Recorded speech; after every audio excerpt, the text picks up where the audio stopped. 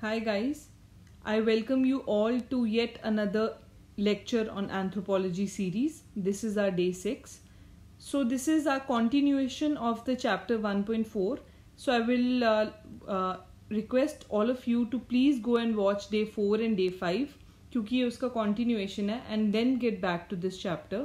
So today we are going to start with the Darwin theory, the theory of natural selection. इससे पहले हमने Lamarck की theory पढ़ी थी. We had seen कि लेमार्क की थ्योरी में कुछ क्रिटिसिज्म कुछ नहीं, एक्चुअली बहुत ज़्यादा क्रिटिसिज्म था and in today's time almost refute कर चुके हैं हम उसकी थ्योरी को. Nobody reads his theory as in कि अभी उनकी थ्योरी को इतना साइंटिफिक नहीं माना जाता. ठीक है. सो आफ्टर दैट जिस टाइम पे लेमार्क ने अपनी थ्योरी को प्रेजेंट किया था, the same year Darwin was born. Okay. So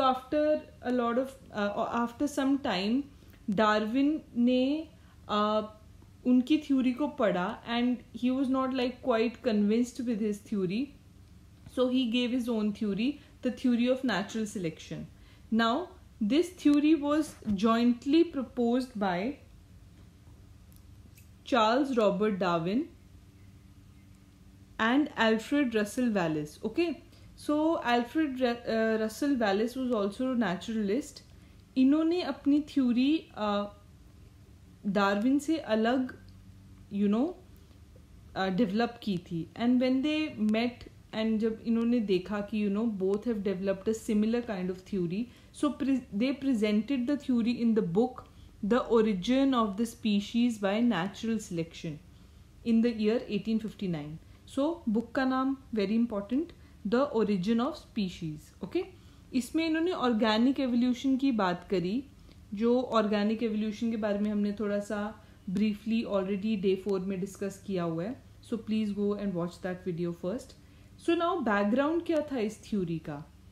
okay. Darwin कैसे इंटरेस्ट हुआ उनको. एक तो उन्होंने लेमार्क की थ्योरी पढ़ी थी एंड देन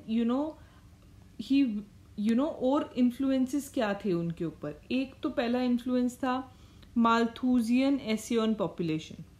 तो जो माल्थूज थे इन्होंने एक पॉपुलेशन स्टडी करी थी एंड उसके ऊपर उन्होंने एक थ्योरी दी थी कि कैसे फॉर एग्जांपल उन्होंने एक थ्योरी दी थी कि मतलब जो फूड होता है ना, जो फूड होगा वो हमेशा अरिथमेटिक प्रोग्रेशन में ग्रो करेगा. ओके. एंड जो पॉपुलेशन होगी ना वो हमेशा ज्योमेट्रिक प्रोग्रेशन में बढ़ती है. तो माल्थूज ने एक कर्व दिया था, ये हमारे 9th चैप्टर का भी पार्ट है. तो अरिथमेटिक प्रोग्रेशन में बढ़ेगा तो ऐसे बढ़ेगा, और पॉपुलेशन जो है ज्योमेट्रिक प्रोग्रेशन में बढ़ेगी तो कुछ ऐसे बढ़ेगी. तो एक पॉइंट पे जो फूड की अवेलेबिलिटी है और पॉपुलेशन से वो ऊपर चले जाएगा. Right. So this was the theory given by Malthus. So इस थ्योरी ने भी कहीं ना कहीं डार्विन को बहुत ज़्यादा इन्फ्लुएंस किया था. Okay. This theory influenced Darwin. So this was the first thing कि उन्होंने इससे उनको कुछ ऐसे समझ आया ना. आगे अभी जब हम डार्विन की थ्योरी के पोस्टुलेट्स पढ़ेंगे तो उसमें माल्थूज के ये प्रिंसिपल का बहुत बड़ा रोल है. ओके. सो एक तरह से बेसिकली ये क्या कहना चाहते हैं इस थ्योरी के उससे कि कहीं ना कहीं जो पॉपुलेशन है वो बहुत फास्ट ग्रो करती है. ठीक है. सो उस वजह से कुछ competition, there is some competition. ठीक है. एंड कुछ बैलेंसेस हैं जो इन्वायरमेंट के थ्रू पॉपुलेशन पे लगाए जाते हैं. तो ईदर यू सस्टेन इट और आप कुछ ऐसा करो कि आप उसको काउंटर बैलेंस कर सको. फॉर एग्जाम्पल फूड अगर ऐसे ही ग्रो होता तो माल्थूज ने ये नहीं सोचा था कि टेक्नोलॉजी कभी इतनी ग्रो हो जाएगी जैसे कि ग्रीन रेवोल्यूशन, कि हम एक्सपोनेंशियली अपना फूड भी बढ़ा पाएंगे. Okay. So what was this. This was something जो हमने काउंटर बैलेंस करने के लिए किया. राइट. सो ऐसी चीज़ें डार्विन को बहुत ज़्यादा इन्फ्लुएंस हुई. This is the first thing. Second thing is industrial revolution. Industrial revolution से उन्होंने क्या देखा कि जो चीप गुड्स हैं या जो अफोर्डेबल प्राइसेस पे अपनी चीज़ें बना रहे हैं, वो इंडस्ट्रीज सरवाइव कर पा रही हैं, राइट। एंड जो ऐसा नहीं कर पा रहे, उनके they are vanishing from the industry. So again उनको कुछ समझ आए कि there is certain survival of the fittest. जो कर पाएगा वही रहेगा, जो नहीं कर पाएगा will get eliminated. Next is evidences collected by him during his voyage to the Galapagos Island. Now this is very important. He had took a very long voyage, like 5 years he went around. और उसी time पे ये Galapagos island पे गए थे. That's archipelago, that means छोटे छोटे islands का एक समूह है वो. तो उसमें बहुत सारे छोटे छोटे आइलैंड्स हैं. तो वहाँ पे उन्होंने टर्टल्स और फिंचेस पे स्टडी करी. Now I will get to this in very detail because ये इम्पॉर्टेंट है हमारे लिए. तो उस पे इन्होंने स्टडी करी और फिर इन्होंने अपनी थ्योरी में कुछ एडिशंस किए. लास्ट पॉइंट है मॉर्फोलॉजिकल एविडेंसेस. मॉर्फोलॉजी क्या होती है? स्टडी ऑफ फिजिकल एनाटमी, जैसे आप कह लो कि जैसे कि hands of man, legs of horses, wings of bat, they show same pattern in relative position. For example, if I show you the picture, जैसे कि ये human hand है, okay? ये cat का है, this is whale and this is bat, okay? अगर हम देखें तो जैसे ये वाली bone अगर हम देखें तो ये bone भी काफ़ी similar हमें नज़र आ रही है, ठीक है.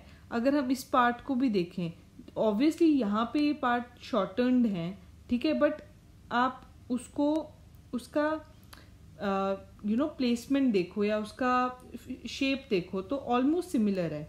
देन दीज फिंगर्स और may be these fingers, they look somewhat similar. Okay, so this is what the morphological evidence was all about. This was the morphological evidence जिसने उनकी थ्योरी को एक नेक्स्ट शेप देने की कोशिश करी, राइट. ओके, सो नाउ ये Galapagos island की बात क्या है, I tell you. See, Lamarck की थ्योरी जब हमने पढ़ी थी ना, when we were reading about Lamarck, हमने एक चीज, उनकी थ्योरी ना एक तरह से ना ट्रांसफॉर्मिज्म की बात करती है. किसकी बात करती है? Transformism. What is transformism? Basically he was telling us कि ये स्पीशी 1 है, ओवर द टाइम ये स्पीशी 2 बनेगा, ठीक है, क्योंकि इन्वायरमेंट कुछ प्रेशर्स डालेंगे, उस प्रेशर की वजह से इंसान कुछ ट्रेट्स एक्वायर करेगा और वो ट्रेट्स उसके नेक्स्ट जनरेशन में चले जाएंगे, जो इनहेरिट हो जाएंगे, राइट.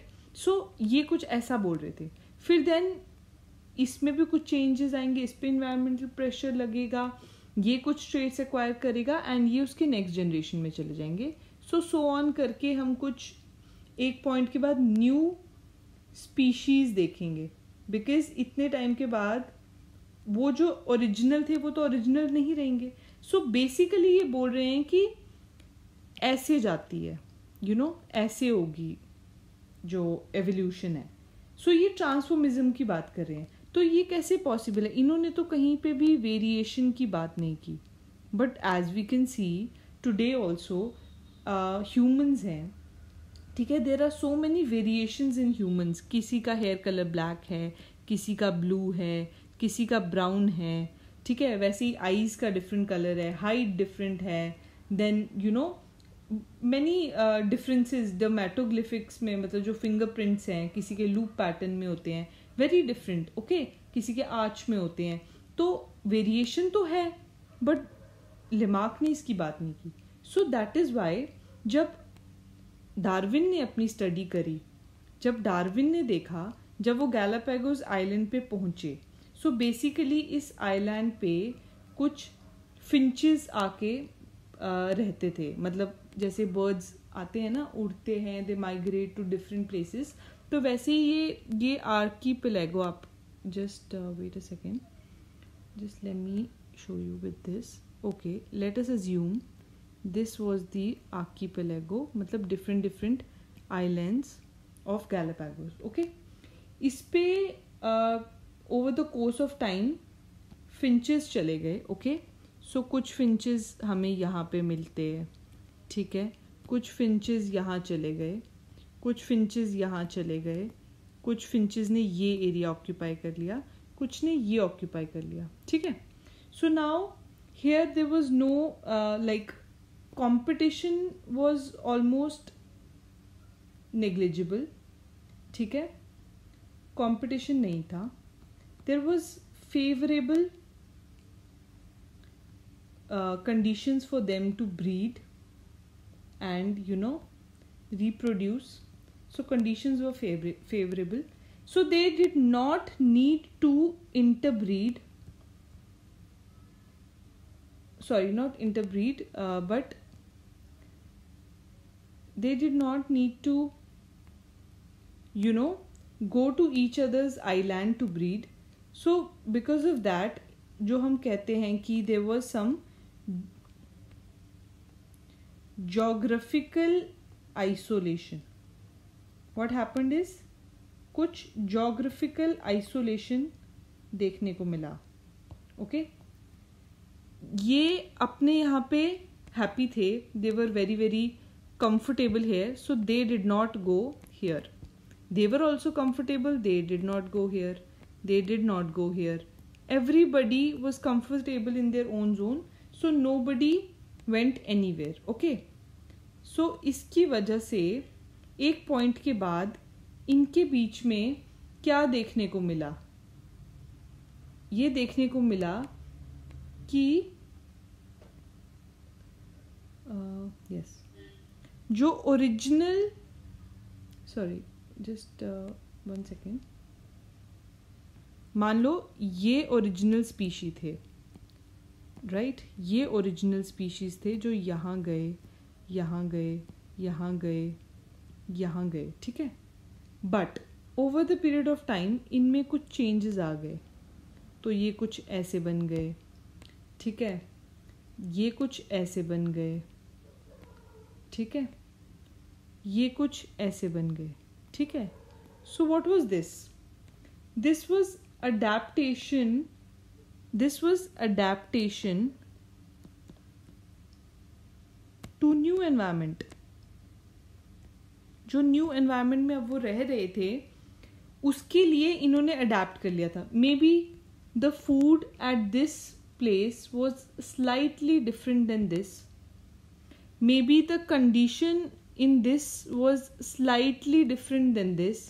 सो इस वजह से हमने क्या देखा कि यहाँ पे अडेप्टेशन हुई टू न्यू एनवायरनमेंट्स, जिसको हम बोलते हैं रेडिएशन.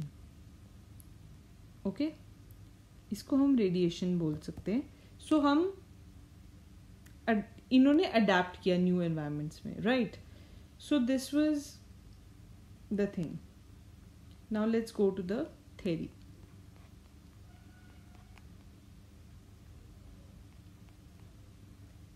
सो देयर बेसिकली यहाँ पे हमने एक कॉन्सेप्ट पढ़ लिया which is called adaptive radiation.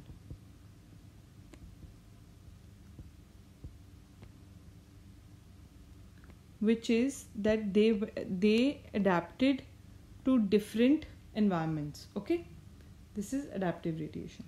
Now this we have done. Now let's go straight to the theory.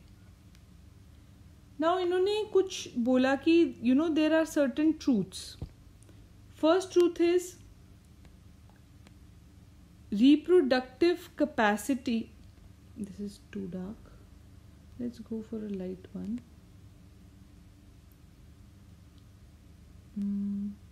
Yeah. Yes. Reproductive. No, it's very dark. Let's use this only. Reproductive capacity of animals is very high. That means, the innate urge to reproduce. Innate urge to reproduce in the living beings is very high. This is the first thing he said. The second thing is population of species remain more or less same for every generation. ये again थोड़ा माल्थूस के principal से influence था, क्योंकि वो बोलते थे ना, माल्थूस यही बोलते थे कि basically population has to stabilise. अगर नहीं होगा तो there will be some positive checks, negative checks, जो कुछ भी हो सकता है, फेमाइन हो सकते हैं, वॉर हो सकती है, स्कैर्सिटी ऑफ फूड हो सकती है, जिसकी वजह से population has to stabilise. So you understand now, Darwin की थ्योरी में वो सब चीज़ें रिफ्लेक्ट हो रही हैं, राइट. सो ये भी मानते थे कि पॉपुलेशन ऑफ स्पीशी को स्टेबलाइज रहना है. And the last thing which he believed was कि वेरिएशन यूनिवर्सल है. Variation means there will be some change. ठीक है. Now he did not understand कि वेरिएशन का रीजन क्या है, वेरिएशन कैसे होती है. ही did not no this, but he assumed कि वेरिएशन होगी और वेरिएशन होनी ही है, so that was the 3 truths उन्होंने बोले. सो इनकी थ्योरी एग्जैक्टली थी क्या. नाउ पहली बात तो ओवर प्रोडक्शन, ये हम समझ सकते हैं. अगर रिप्रोडक्टिव कैपेसिटी हाई रहेगी एंड इन फेवरेबल कंडीशंस तो ओवर प्रोडक्शन होगी, राइट. सो बट कंडीशंस तो फेवरेबल नहीं रहती. So he said there will be struggle for existence. Struggle for existence means obviously अगर ये स्पीशी 1 है और ये स्पीशी 2 है and there is only this food which is available, so obviously they will compete for this food. So there will be intraspecific, intraspecies means ये दोनों एक ही species है और compete करे उस फूड के लिए. सो ऑब्वियसली ये भी होगा. Again then they will be like species 2, हम इसको P1 और P2 ले लेते हैं. सो जब भी ऑब्वियसली ये भी compete करेंगे आपस में, बट जब इनको compete करना है तो they will compete as a unit against these different species for this food. So interspecies और इंट्रास्पीशी दोनों टाइप की स्ट्रगल रहेगी. And then there is against environment also. What if the environment is harsh, famine आ जाए, ठीक है, ice as में इतना फूड की स्कैर्सिटी हो गई थी तो वो कम हो जाए, ठीक है ना. सो ऑल ऑफ दिस उन्होंने बोला कि they will always be struggle for existence. Okay, so now the next thing is, so now he again said कि वेरिएशन तो है, यूनिवर्सल है, variation has to happen, but he did not know the reason for it. And जो भी variation होगी ना, that will ultimately get passed on to the next generation. वो next generation को पास ऑन होगा, ठीक है. अब इन्होंने ये भी बोला कि only beneficial traits gets passed on. तो यहाँ पे he made a little mistake by saying कि ओनली बेनिफिशियल, बिकॉज ऐसा तो नहीं है. हमने कल भी पढ़ा था लेमार्क की थ्योरी में कि एनीथिंग जो पार्ट है जर्म प्लाज्म का, ठीक है ना, it will get passed on, right. वो बेनिफिशियल है नहीं है, it will get passed on, ठीक है. Then he said there is survival of the fittest. Now how, basically survival of the fittest क्या होता है कि environment is the struggle for existence, interspecies, intraspecies, against environment, they are going to put harsh conditions on the species, but the ones who are able to better adapt in these harsh conditions and better reproduce, fitness से इधर उनका मतलब reproductive fitness से भी है, okay. Not only do they survive but reproduce as well, reproduce and whose offsprings are also able to survive, that is fitness here, okay. So जो reproduce कर पा रहे हैं and जिनके बच्चे भी survive कर रहे हैं, so that is what he meant by survival of the fittest. And this term as a whole was popularized by Herbert Spencer. He just said कि they have to एक natural selection होगी, but ये जो term है survival of the fittest, ये Herbert Spencer ने quote की थी. Then origin of the species. Now let's take an example for this to understand the whole thing. Okay, so here we see there are giraffes, okay. Now what Lamarck had said, Lamarck ने बोला था कि there are only short giraffes, ये short giraffe है, ठीक है, and due to scarcity of food, ठीक है, they died. And not died, the ones who were not able to adapt or elongate their neck to feed on the trees. They died, right? This was the theory which was given by Lamarck. But Darwin इससे कुछ different बोलते थे. Darwin had said कि already there was variation, okay? So the short necked giraffe were also there, the long necked giraffes were also there. So there was variation already. Variation पहले से था. Long neck giraffe भी थे, short नेक giraffe भी थे. क्योंकि अब scarcity of food हो गया and it was not favourable for the short neck giraffe, तो ये एलिमिनेट हो गए. Okay, they got eliminated and long neck giraffe survived. उन्होंने रिप्रोड्यूस किया, दे वर बेटर अडेप्टेड. सो इसकी वजह से ओनली लॉन्ग नेक वाले जिराफ्स ने सर्वाइव किया. So this is how natural selection happened. What is natural selection? क्योंकि environment ऐसा था कि उन्होंने long neck giraffes को favor किया और short neck को नहीं किया. ठीक है? So this was the natural, the thing which he believed. Okay? Natural selection. Right. This is the Galapagos finches. You can see इनके beaks कितने different हैं from each other. Like इनका थोड़ा अलग है, इनका थोड़ा अलग है, इनका. These are called together as Darwin's finches. Okay, because ये दो they were on the same place but different archipelago पे होने के कारण availability of food was different. So इनके बीक्स भी डिफरेंट हो गए to adapt to eat that kind of food. इनके बीक्स में डिफरेंस आ गया. Okay, so this was the whole thing. I repeat the postulates once more. Over production होती है बिकॉज इनेट कैपेसिटी है of the species to over produce. Then there is struggle for existence. Then this struggle for existence और जो variation रहती है which is there already in the environment, उसकी वजह से कुछ natural selection होती है, right? And the ones who are more the people who are the species who are good at adapting in those environments, they will stay. They will pass on their beneficial traits to their next generations, that is heredity.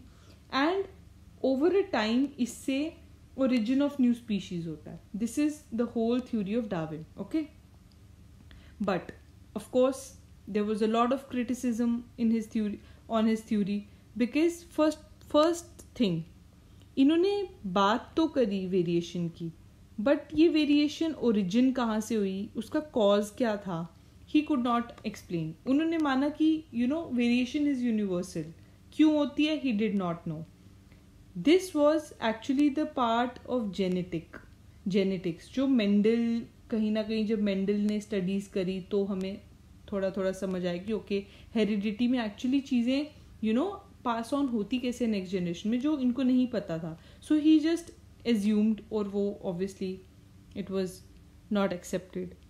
Then couldn't explain the use of vestigial organs. For example, इन्होंने जब बोला कि only beneficial traits gets passed on, जैसे हमने पीछे बात करी ना, तो फिर जैसे आज हमारे टाइम पे वर्मीफॉर्म अपेंडिक्स हमने बोला ह्यूमंस में अभी भी प्रेजेंट है, वो एंसेस्टर्स में यूजफुल था तभी दैट वाज देयर. आज हम में उसकी ज़रूरत नहीं है, but it is still present, right? So why is it present? Again ये उनकी थ्योरी के खिलाफ किया, क्योंकि ये तो बोल रहे थे कि only beneficial traits will be transmitted to next generation. Then could not explain the arrival of the fittest. Again ये जेनेटिक वाला बात होगी. इन्होंने बोला कि जो फिट है वो सरवाइव करेगा, बट वो फिट कहाँ से आएगा उसकी बात इन्होंने तो की नहीं. सो अगेन ये जेनेटिक्स की बात थी जो he did not know. Then he did not differentiate between specialised and over specialised organs. Okay, specialised and over specialised organs क्या होते हैं? जैसे इन्होंने भी माना कि मतलब जो बेनिफिशियल ट्रेट्स हैं वो स्पेशलाइज होते रहेंगे and they will be passed on to the next generation. But हमने देखा एंटलर्स ऑफ आयरिश डियर या tusks of Jefferson moth, tusk basically ऐसे करके कुछ ऐसे हाथी के दांत होते ना वैसे, ठीक है. एंटलर्स उनके विंग्स टाइप हो गए, ठीक है. सो बेसिकली जो ये एंटलर्स थे डियर के, या फिर जो टस्क थे इस मैमथ के, मैमथ कुछ डायनासोर टाइप है, मतलब पूरा मीजोजोइक एरा के कुछ डायनासोर टाइप लगा लो आप, ठीक है, वैसे. तो ये इतने बड़े हो गए कि they were outweighing the whole skeleton of that Irish deer और द जेफरसन मॉथ, जिसकी वजह से वो एक्सटिंक्ट ही हो गए, बिकॉज ऑब्वियसली वो फेवरेबल तो नहीं था. तो ऐसे नेगेटिव वेरिएशंस को डार्विन ने खुद स्पॉट्स बोला, ठीक है, उसने बोला स्पॉट्स, और इनका उसने बोला कोई रोल नहीं है एवोल्यूशन में. सो अगेन आप यू कैन नॉट एक्सक्लूड कि ओके अच्छा कुछ नेगेटिव है तो it doesn't play any part in evolution, ऐसा नहीं होता. Of course positive negative everything has a role to play. Then he did not differentiate between somatic and germ line variations, ये हमने बात करी है कि इन्होंने भी कुछ, ही कुड ऑल्सो नॉट, दो ही गेव सम थ्योरी जिसमें इन्होंने कहीं ना कहीं ऐसे बोलने की कोशिश की कि जो भी एक्वायर्ड कैरेक्टर्स होते हैं या जो भी वो ब्लड स्ट्रीम के थ्रू नेक्स्ट जनरेशन में जाते हैं, कुछ पैनजेनेसिस थ्योरी इन्होंने देने की कोशिश करी थी, बट ऑब्वियसली वो थ्योरी बहुत साइंटिफिक नहीं थी and it was not able to explain the whole thing. Then the last was, he gave individual differences more importance over the mutations, but we know how mutations actually play a role in evolution, right?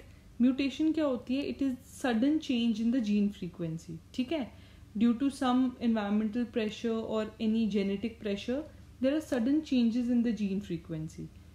Okay, so he did not know, of course he did not know about genetics, so he could not understand the role of mutation and gave individual differences more importance, whereas it is vice versa. It is mutations that have a huge role to play in evolution. So this was the whole criticism of Darwin's theory, and it was of course बाद में Darwin की theory को today also Darwin की theory mostly accepted है in the sense कि at least there was some start to the study of evolution. He is a big name when we talk about evolution, but he had a lot of, इनके theory में भी बहुत सारे issues थे, due to विच इनकी theory के बाद एक और थ्योरी आई जो हम कल पढ़ेंगे, सिंथेटिक थ्योरी ऑफ एवोल्यूशन, जिसमें ये genetics and all of those things were plugged in.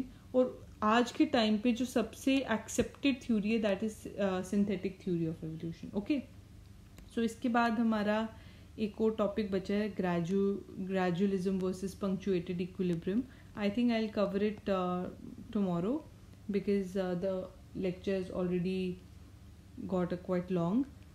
So please like, share and subscribe, and any doubts you can please post in the comment section below. Thank you.